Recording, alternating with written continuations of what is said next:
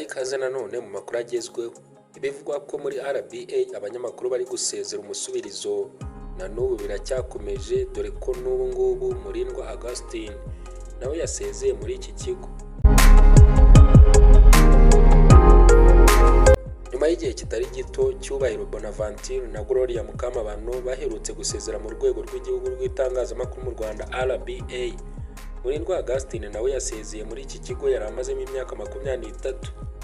Murindwa Augustin ni umunyamakuru wakunzwe mu biganiro nka Youth Special, yamamaye nka Big Brother, yaje no kujya akorana na Tijara Kabendera nawe wiyitaga Big Sister, amenyekana kandi mu biganiro nka Twegerane, Magic Morning n'ibindi binyuranye.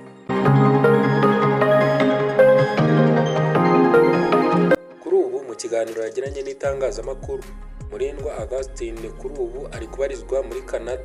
Yavuze ko yamaze gusezera muri RBA, ko yagiye kwiga kandi ko bigoye gufatanya amasomo n'akazi. Ati, ibyo namaze gusezera muri RBA ni ahantu hangiriye umumaro mu buryo bunyuranye kandi ndabashimira. Nagiye muri Canada kwiga kandi sinabasha kubifatanya no gukorera i Kigali. Ubu ndi kubarizwa mu mujyi wa Montreal.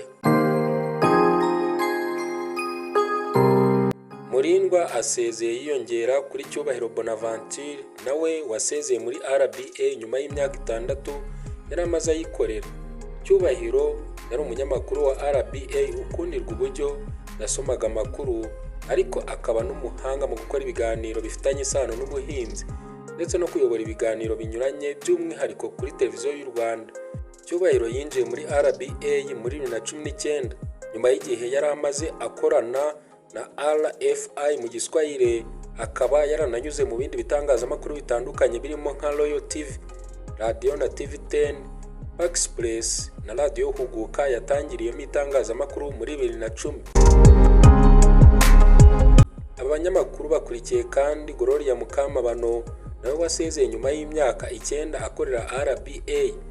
Kuri ubu yagiye muri Leta Zunze za Amerika, aho yasanze umugabo we umaze igihe kinini ari haba. Mukamabano yamenyekanye cyane mu gusoma amakuru kuri televiziyo y'u Rwanda.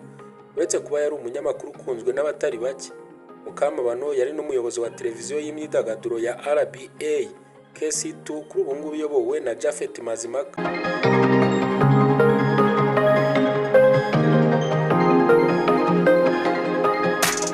Hanyuma se isezera ry'abanyamakuru muri RBA riri kuyiganisha? Nuko twanzuye ikiganiro tugushimira umwanya waduhaye. Ibisanzwe nge nitwa Journalist Thierry. Komeze mugire byiza.